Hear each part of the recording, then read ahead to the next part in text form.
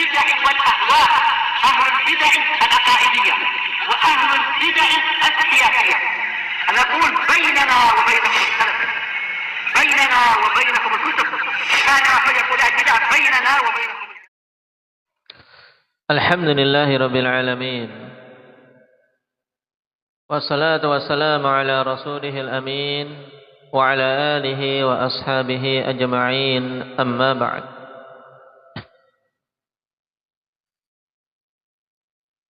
Kita masuk pada pembahasan berikutnya, akhwan, yaitu al-qunut. Qala wa yushra'u al-qunutu fin nawazil.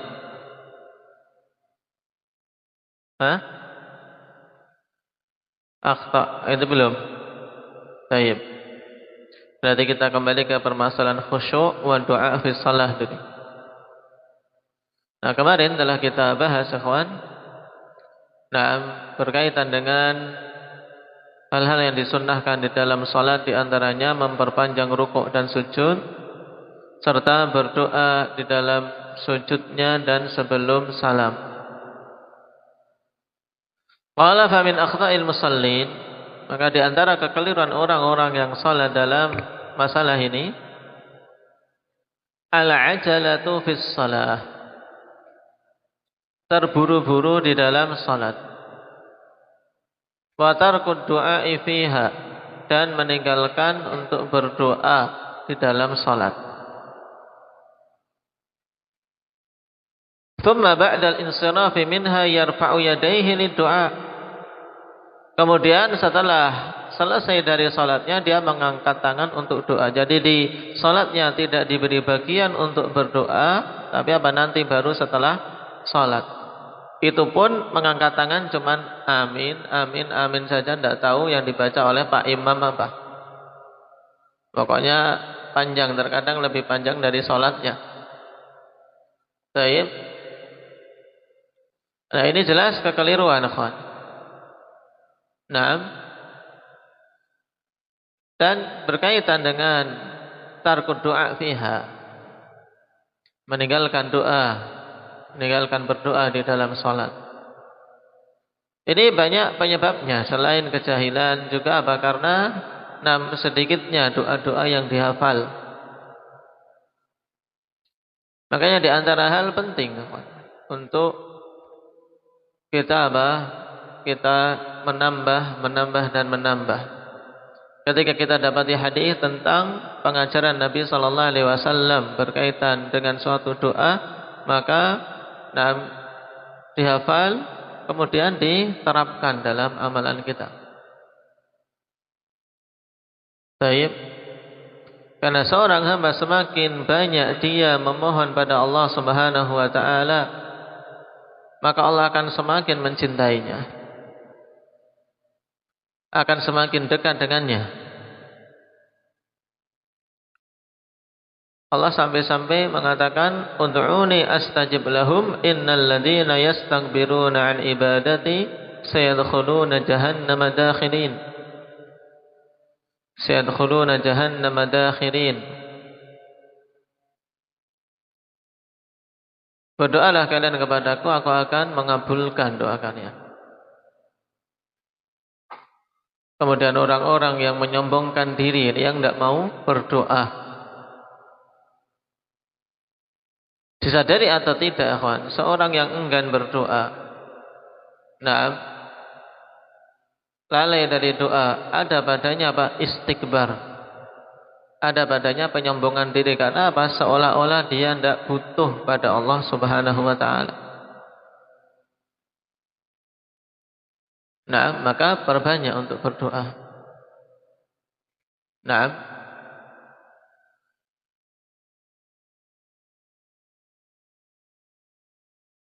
Yang kedua, al-ajalatu fis salati kulliha. Dan terburu-buru pada salat secara keseluruhan.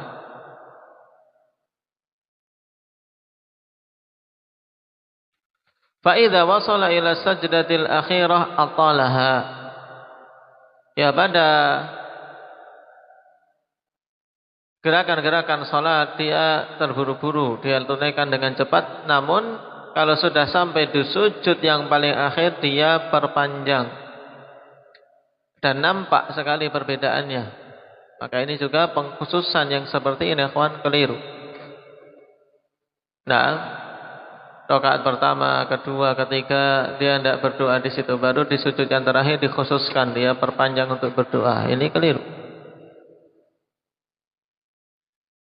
Yang ketiga, al-ajalatu fi shalah thumma idza faragha minha sajada sajdatain.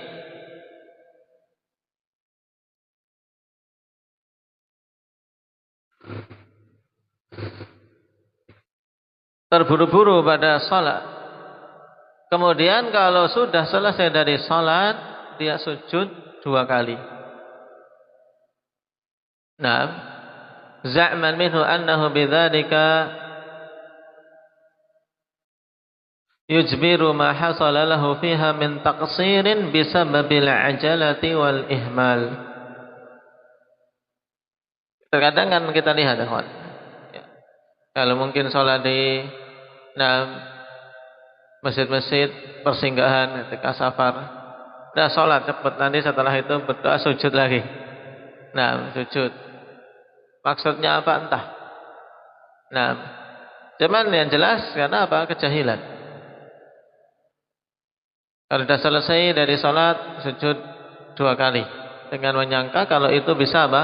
Bisa menggantikan kekurangan-kekurangan yang terjadi dikarenakan terburu-buru di dalam salatnya.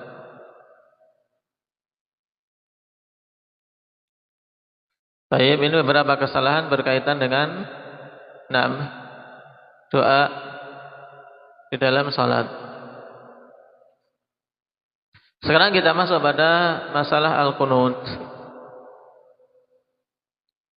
Wa yashra'ul qunutu fi an-nawazil fi jami'is salawatil maktubat. Wa fi ar-rak'atil akhirati ba'da ar-raf'i min ar-ruku'. Dan disyariatkan untuk membaca kunut fin nawazil.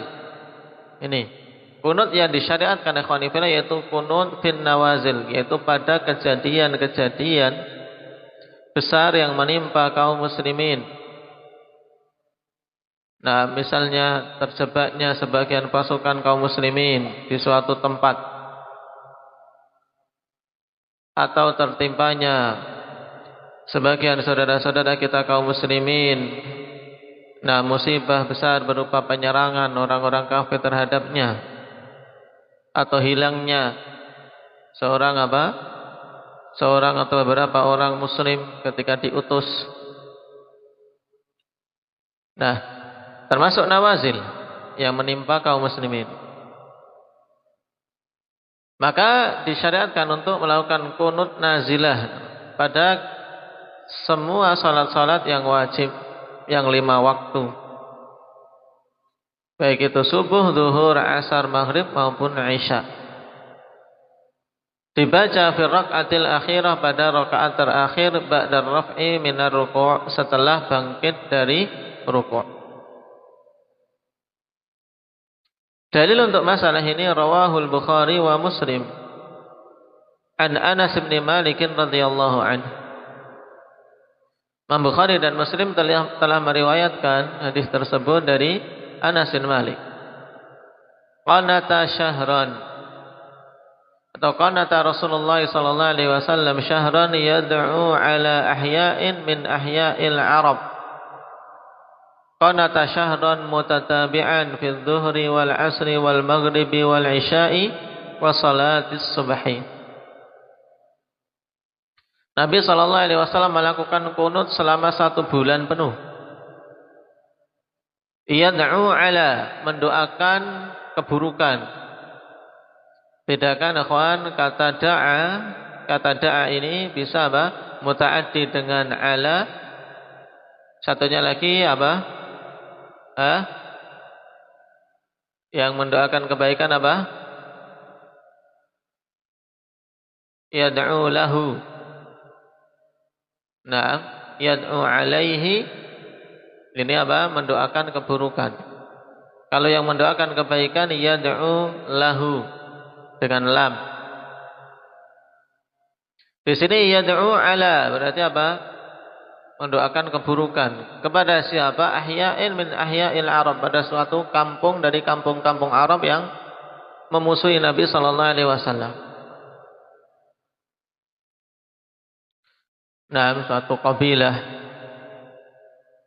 yang memusuhi Nabi sallallahu alaihi wasallam agar Allah hancurkan mereka. Karena tasyahran mutatabi'an, Nabi melakukan kunut selama 1 bulan berturut-turut pada salat zuhur, asar, maghrib, isya dan salat subuh. Ini kalau kunut nazilah. Jadi pada 5 waktu salat akan dibaca.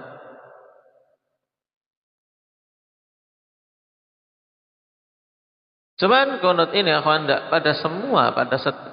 pada semua kejadian yang menimpa kaum mukminin ketika tertimpa bencana, banjir atau tanah longsor atau gunung meletus, setiap ada itu kemudian kunut. Kita tidak mendapati. Nah, para salaf kita melaksanakan demikian. Nabi SAW sendiri mencontohkan ketika kunut itu ya tidak pada setiap kejadian. Nah, tapi ketika beliau memandang butuh untuk apa? Kunut, maka apa? Beliau pun melakukannya.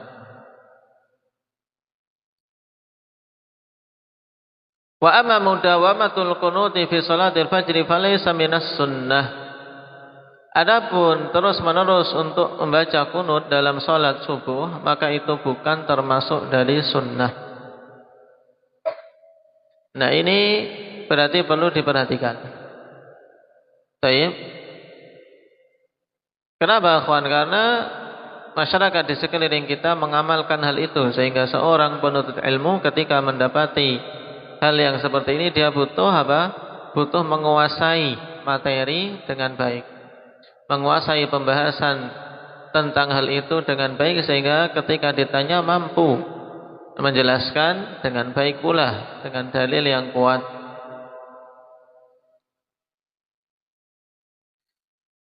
Falaysa minas sunnah, di sini bukan termasuk dari sunnah. Terus menerus kunut dalam salat subuh.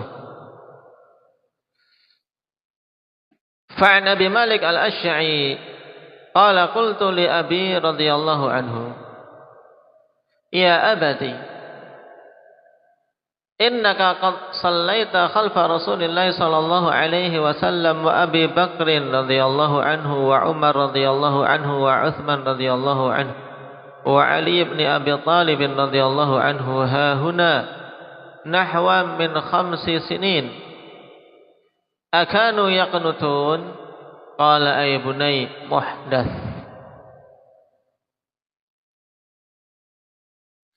Abu Malik al-Asy'a'i mengatakan, aku bertanya kepada ayahku. Abu Malik seorang tabi'in, bapaknya seorang sahabi. Siapa nama sahabi tersebut? Hudzaifah. Tariq ibnu Asyam. Nama sahabinya, akhwan, Tariq ibnu Asyam al-Asy'a'i radhiyallahu anhu.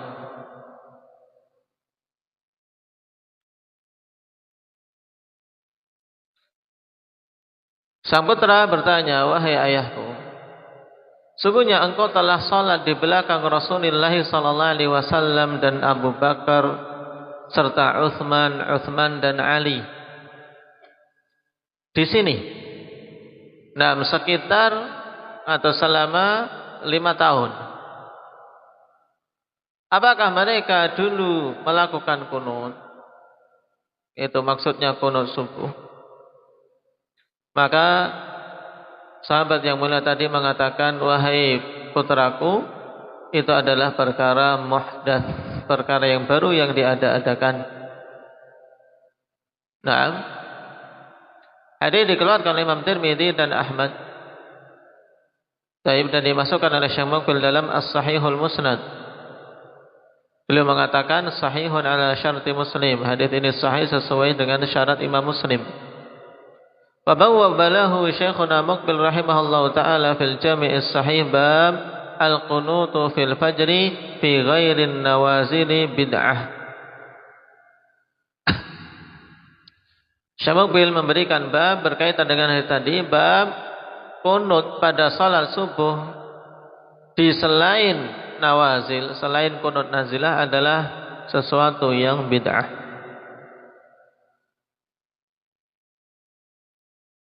Wa qad dhahaba jumhur ahli al-ilmi ila adami masyru'iyyati kunutil fajri li ghairi nazilah.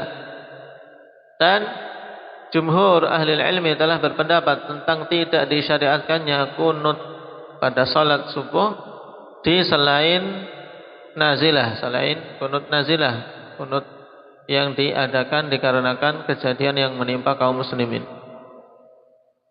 Wa qala Syekh Al-'Allamah Ibnu Baz rahimahullahu taala kama fi Fatawa Nuril 'ala Darb, as-sunnatu tarku kunutil fajri illa fin nawazil. Berarti yang sesuai sunnah adalah apa? Meninggalkan untuk kunut fajar. Kecuali pada nazilah yang menimpa kaum muslimin. Qala fa innal qunuta da'iman fil fajri laisa minal masyru' bal huwa muhdats. Sebab kunut secara terus-menerus pada salat subuh itu bukan perkara yang disyariatkan. Bahkan itu merupakan perkara yang muhdats, perkara bid'ah. Nah, dan di antara sebab munculnya bid'ah ini khonifillah yaitu datangnya riwayat tambahan berkaitan dengan hadis-hadis kunut nazilah yang dilakukan oleh Nabi sallallahu alaihi wasallam. Datang dalam salah satu riwayat, lam yazal Nabi sallallahu alaihi wasallam yaqnutu fi subhi hatta faraqat dunia. Terus menerus Nabi sallallahu alaihi wasallam setelah itu kunut di salat subuh sampai beliau wafat. Cuman riwayat ini khonifillah, riwayat yang tidak bisa dijadikan dalil. Nah, tapi sebagaimana nanti akan disebutkan di catatan kaki nomor 3. Taib.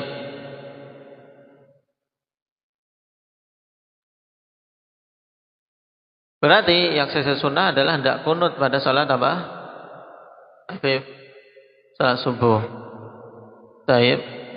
Kecuali kalau kunut yang dilakukan adalah kunut nawazil, kunut nazilah, kunut yang diadakan disebabkan kejadian besar, musibah besar yang menimpa kaum muslimin. Nasallallahu al-afiyah. Famin akhta'il musallin fil kunut, maka termasuk di antara kekeliruan orang yang salat pada perkara kunut ini, yang pertama tarkul kunuti fin nawazil, meninggalkan untuk kunut pada nazilah yang menimpa kaum muslimin.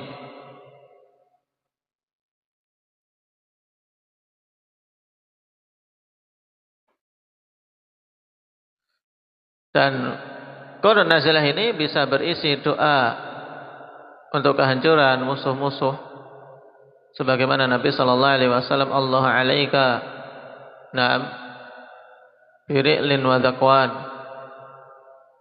atau doa untuk apa? Keselamatan kaum muslimin, seperti doa Nabi sallallahu alaihi wasallam, Allahumma anjil Walid ibn al-Walid, Allahumma anjil Khalid ibn al-Walid, ya Allah selamatkan Khalid ibn al-Walid. Nah, secara khusus agar diselamatkan oleh Allah Subhanahu wa taala. Jadi bisa berisi doa kebaikan atau doa meminta agar musuh-musuh dihancurkan. Yang kedua, takhsisu kunutin nawazil bi sholatil fajar, termasuk kekeliruan yaitu mengkhususkan kunut nazilah itu hanya pada salat fajar saja. Sedangkan 4 salat yang lain tidak. Ini juga salah.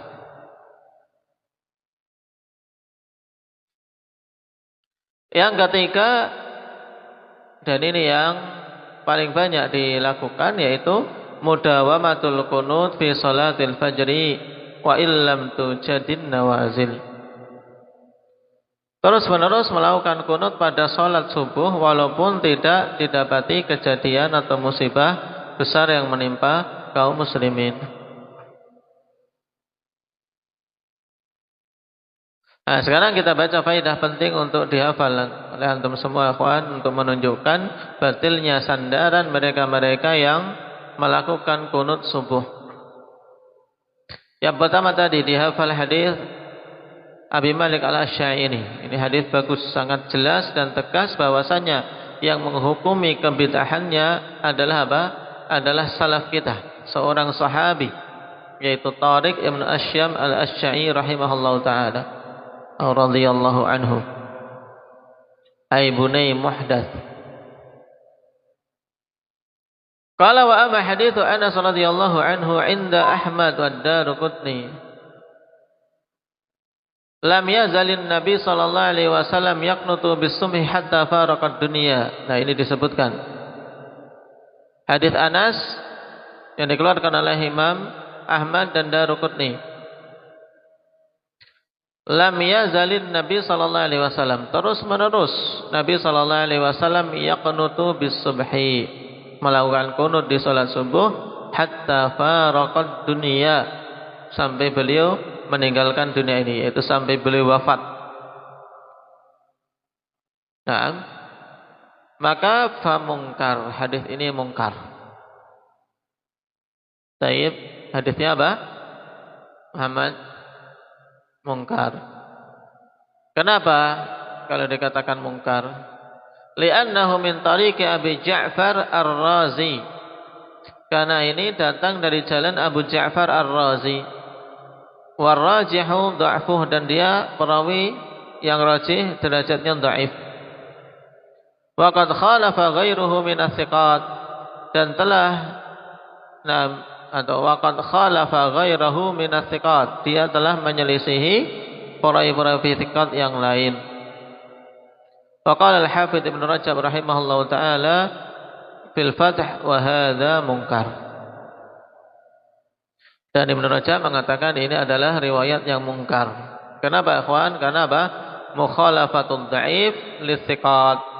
Penyelisihan seorang perawi yang dhaif terhadap riwayat perawi-perawi yang thiqah, ini dihukumi apa? Hadisnya dihukumi mungkar. Ya. Dia sudah lemah. Sudah lemah kok nyelisihi perawi yang thiqah, maka hadisnya mungkar. Nah, kalau seorang yang thiqah menyelisihi perawi yang lebih thiqah, nah, atau perawi yang banyak yang lain yang juga thiqah, ini kemarin dihukumi apa? Dihukumi apa? Alif. Hadisnya syadz. Nah, dihukumi syadz.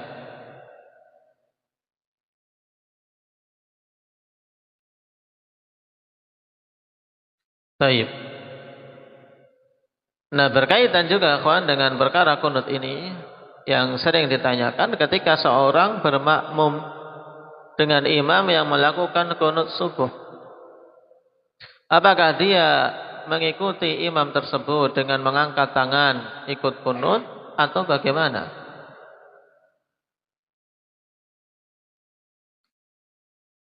Dalam masalah ini ikhwani fillah perlu kita pahami dengan baik perintah Nabi sallallahu alaihi wasallam berkaitan dengan bagaimana makmum seharusnya melakukan di belakang imam. Nabi sallallahu alaihi wasallam mengatakan, "Innama ju'ilal imamu liyu'tamma bih." Hanyalah imam dijadikan sebagai imam untuk diikuti. Kemudian Nabi memerinci, "Fa idza kabbara fakabbiru wa idza raka'a farka'u." Naam, ila akhiril hadis. Jika imamnya itu bertakbir, maka takbirlah kalian setelahnya. Jika imam itu rukuk, maka rukuklah kalian setelahnya. Jika imamnya sujud, maka sujudlah kalian setelahnya. dirinci oleh Nabi, dan perincian itu pada apa? Semua gerakan-gerakan yang masyru', gerakan-gerakan yang disyariatkan. Nah, maka berarti makna hadis ikhwan. Nah, kita dituntut untuk mengikuti imam ya pada hal-hal yang apa? Yang disyariatkan. Dan ini jelas juga didukung oleh dalil-dalil yang lain bahwasanya seorang muslim mengikuti siapapun, baik itu imam di dalam salat maupun pemimpin dan penguasa pada kehidupan sehari-hari di luar salat, itu adalah pada apa? Pada batasan yang benar. Pada batasan yang benar, sehingga sesuatu yang salah itu tidak akan kita diperintahkan untuk mengikutinya. Sehingga keliru pendalilan seseorang yang mengatakan kan sudah datang dalil untuk mengikuti imam, sehingga ya sudah ikut saja kunut di belakang imam tersebut. Ini keliru, karena saat itu imam melakukan apa? Perkara yang muhdath, perkara yang salah, tidak boleh diikuti. Tidak boleh diikuti. Sehingga dia ketika posisi i'tidal ya tidak mengangkat tangan, tidak mengikuti kunutnya imam. Tapi dia menyibukkan diri dengan bacaan i'tidal yang syar'i. Wallahu taala alam. Karena imam saat itu pada sesuatu yang salah, dan yang salah tidak boleh diikuti. Taib, nasallallahu taufiq wassadad, walhamdulillahirabbil alamin.